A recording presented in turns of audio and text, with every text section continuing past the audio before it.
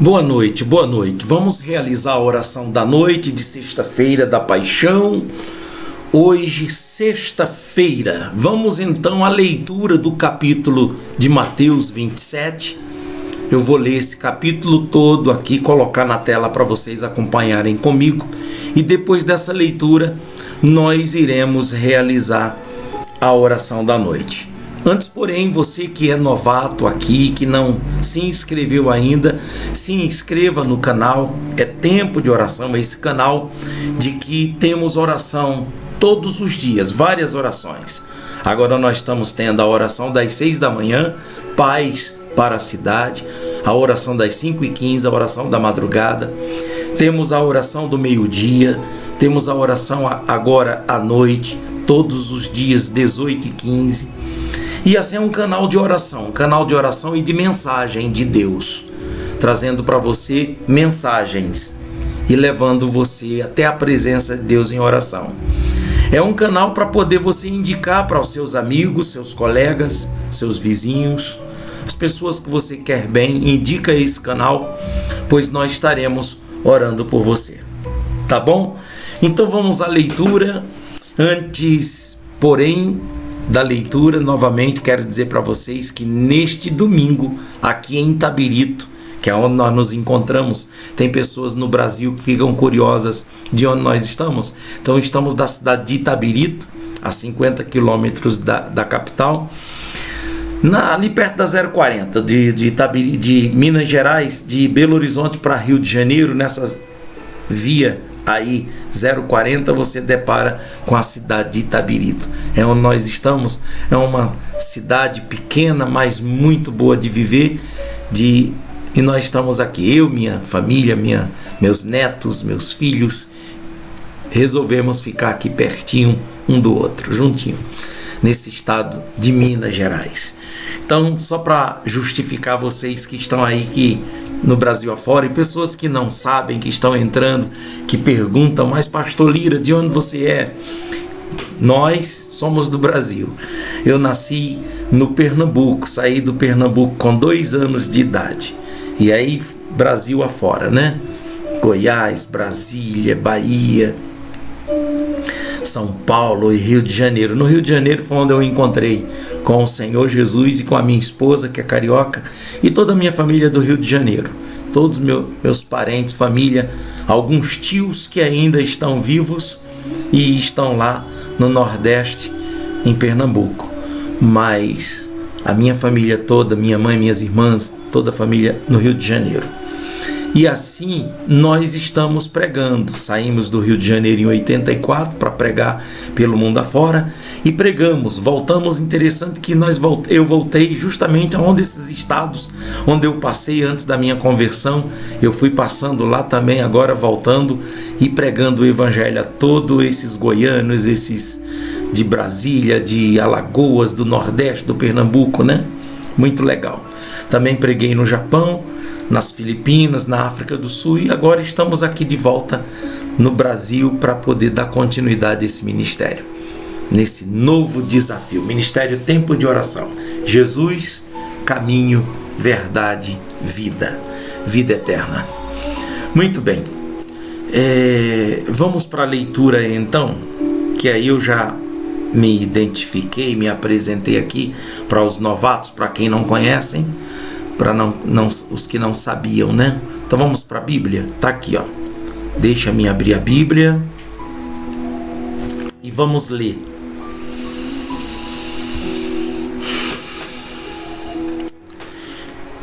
E chegando amanhã, todos os principais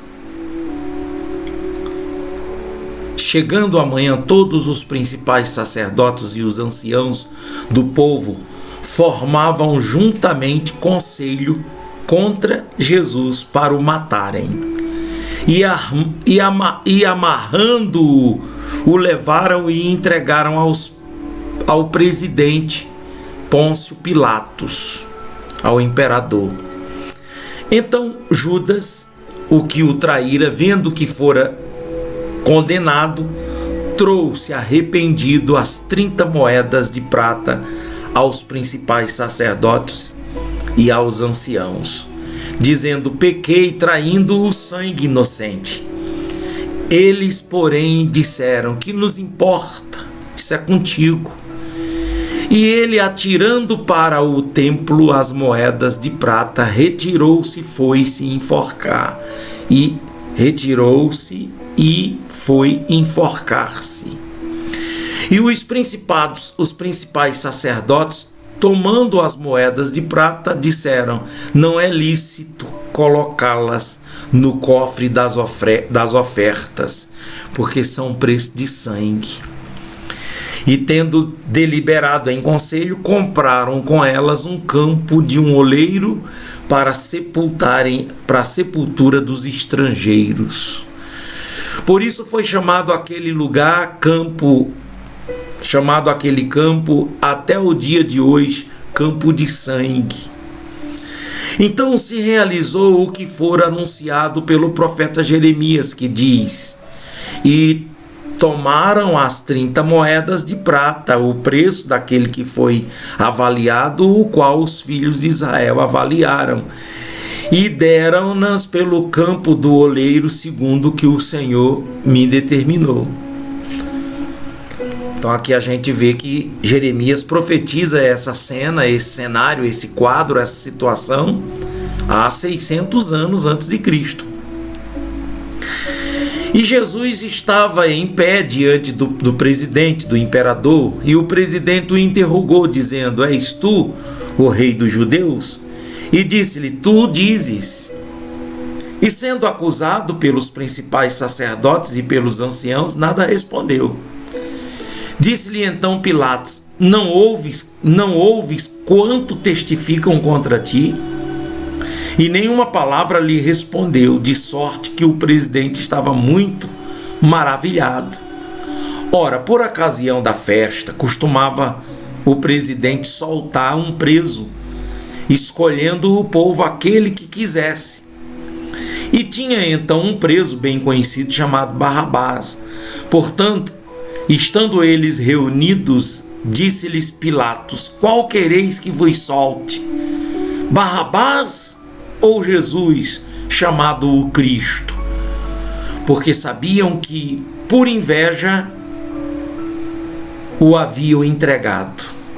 Quer dizer, os sacerdotes estavam entregando Jesus a esse imperador, esse governador, para crucificar. Só quem tinha autoridade para matar Jesus era o governador. Ele podia mandar matar, mandar soltar.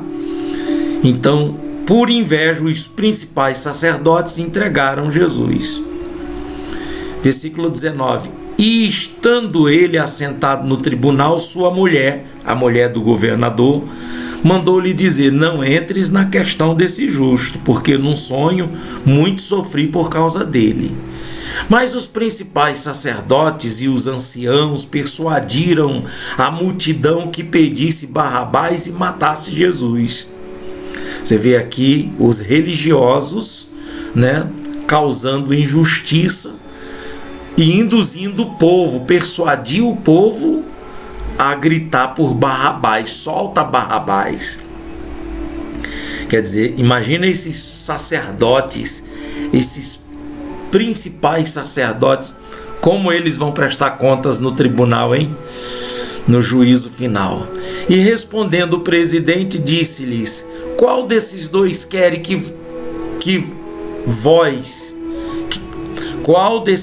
quereis vós que eu solte?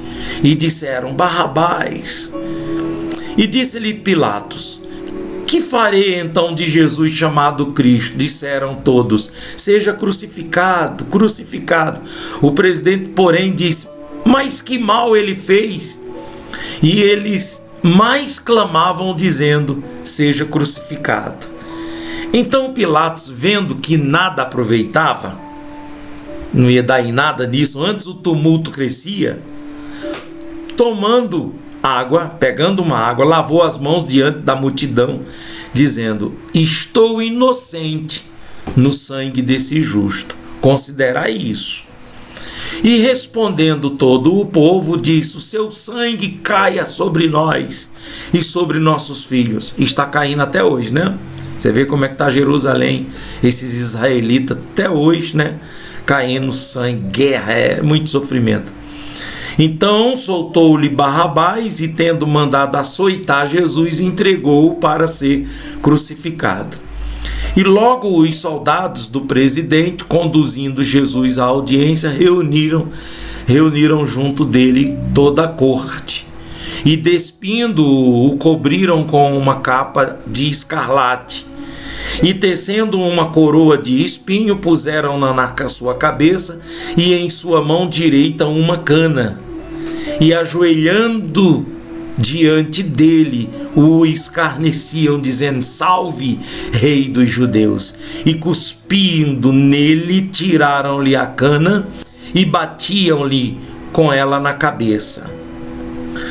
E depois de haverem escarnecido, tiraram-lhe a capa, vestiram-lhe as suas vestes e o levaram para ser crucificado. E quando saíam, encontraram um homem sirineu chamado Simão, a quem constrangeram a levar sua cruz. E chegando ao lugar chamado Gólgota, que diz lugar da caveira, deram-lhe a beber vinagre misturado com fel, mas ele, provando, não quis beber. E havendo-o crucificado, repartiram as suas vestes, lançando sortes para que se cumprisse o que foi dito pelo profeta. Repartiram entre si as minhas vestes, e sobre a minha túnica lançaram sortes. E assentados o aguardavam ali. E por cima da sua cabeça puseram escrita a sua acusação: Este é Rei dos Judeus. E foram crucificados com ele 2 salteadores, um à direita e outro à esquerda. E os que passavam blasfemavam dele, meneando a cabeça, e dizendo: Tu que destróis o templo em 3 dias e reedificas, salva-te a ti mesmo, se és filho de Deus, desce da cruz. E da mesma maneira também os principais sacerdotes com os escribas e anciãos e fariseus escarnecendo diziam: Salvou os outros e a si mesmo não pode salvar-se. Se é rei de Israel, desça agora da cruz e cremos nele. Confiou em Deus, livre agora. Se o ama, porque disse: Sou filho de Deus. E o mesmo lhe lançaram também em rosto os salteadores, que com ele estavam crucificados. E desde a hora 6ª, que é a hora do meio-dia, houve trevas até toda a terra, sobre a terra, até a hora 9ª. E perto da hora 9ª exclamou Jesus em alta voz, dizendo: Eli, Eli, lama sabachthani. Isto é: Deus meu, por que me desamparaste? Alguns dos que ali estavam ouvindo isso diziam: Este chama por Elias. E logo um deles correu, tomou uma esponja e embebeu-a em vinagre e, pondo-a numa cana, dava-lhe de beber. Os outros, porém, diziam: Deixa, vejamos se Elias vem livrá-lo. E Jesus, clamando outra vez com grande voz, rendeu o espírito. E eis que o véu do templo se rasgou em 2, de alto a baixo, e tremeu a terra, e fenderam-se as pedras. E abriram-se-lhe os sepulcros, e muitos corpos dos santos que dormiam foram ressuscitados.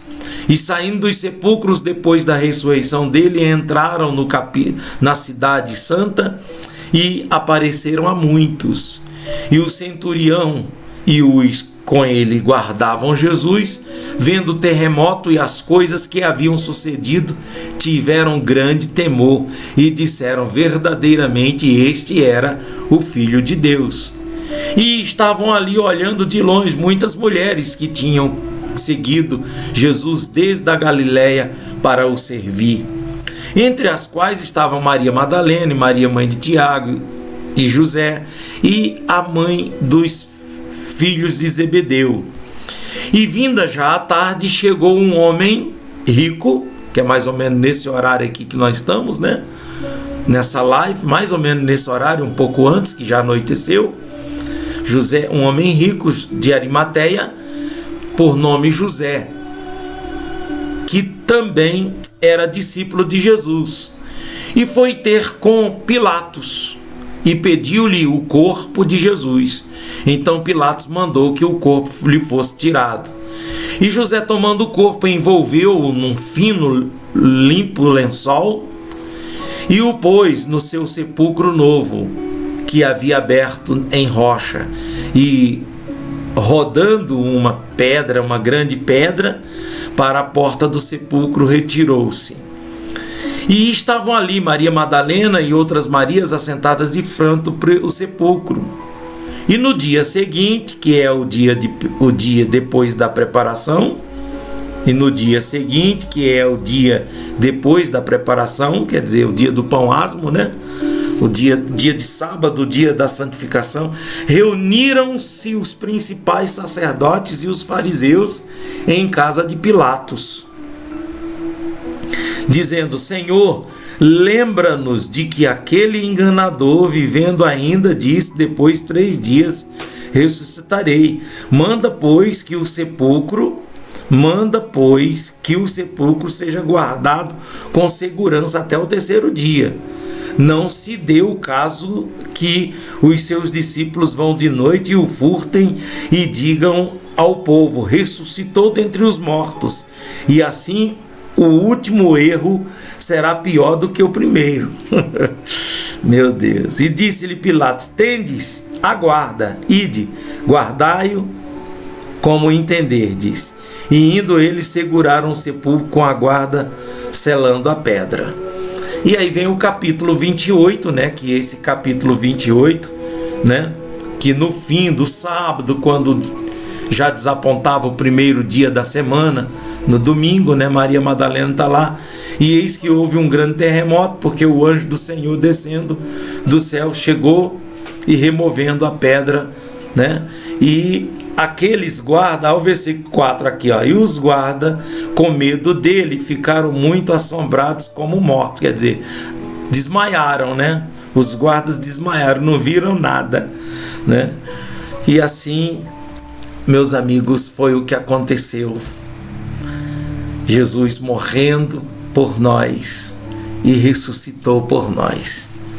E eu fiz aqui a leitura de Mateus capítulo 27, e eu quero orar por todos vocês. Vamos orar nesse momento, em nome de Jesus. Abra o seu coração nesse momento, abra a sua alma. Esse é um momento de oração, de clamor, de buscar a presença de Deus. Eu gostaria que todos vocês agora se concentrassem, que eu vou orar por você.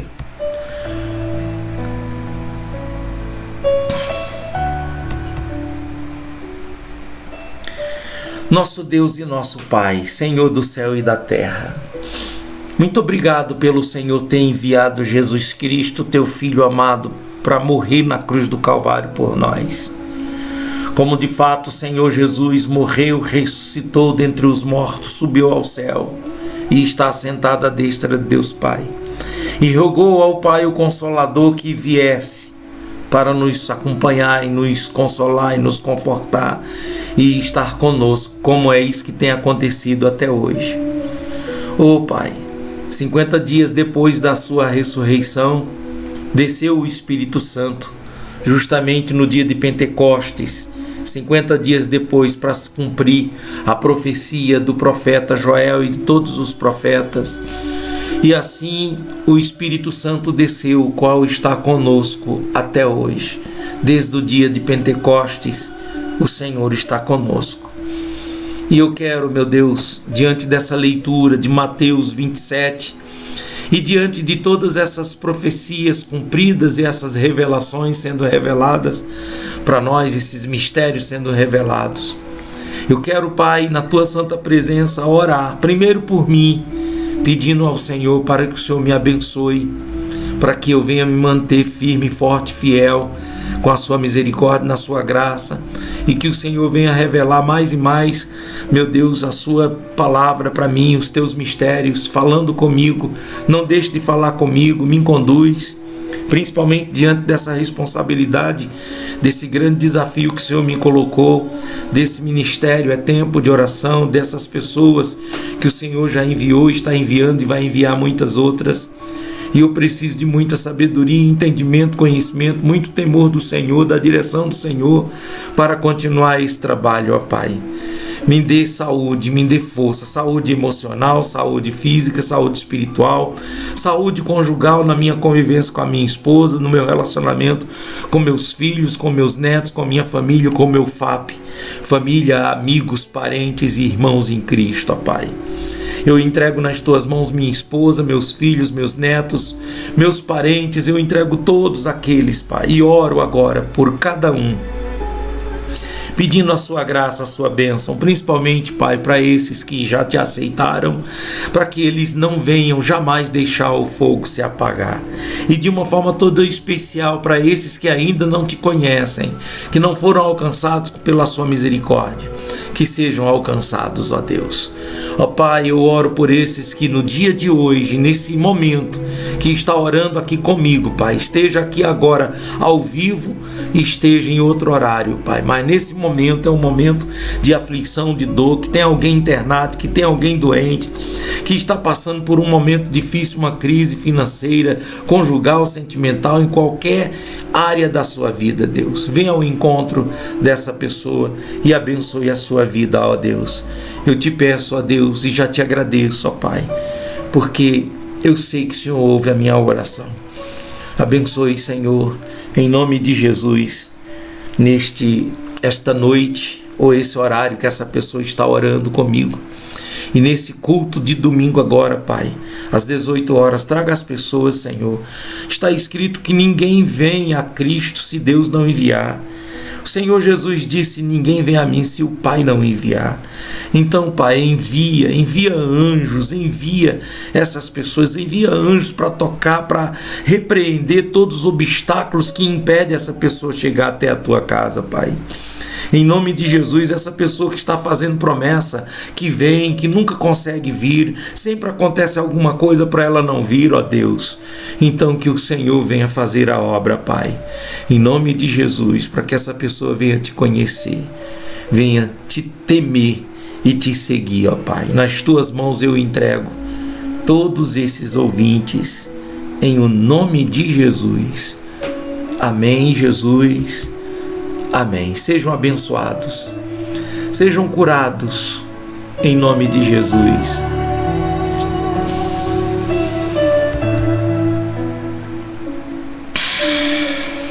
Graças a Deus, meus amigos. E assim nós encerramos nossa live. Está aqui as informações do canal. Se você quiser adquirir meus livros, você entra em contato comigo, 31 975 74 90 08. Está aqui também a chave do Pix, para que você possa enviar seus dízimos, suas ofertas e ajudar nesse ministério que estamos começando, esse novo desafio. E aqui também está o site para poder você acessar, www.etempodeoracal.com.br. Bem no finalzinho aqui a gente vai deixar assim, tipo, como você clicar para ir direto, tanto no vídeo, como no site, como no livro. E sejam todos bem-vindos. Se inscreva no canal quem não é inscrito ainda. Que Deus abençoe todos vocês e até a próxima oração.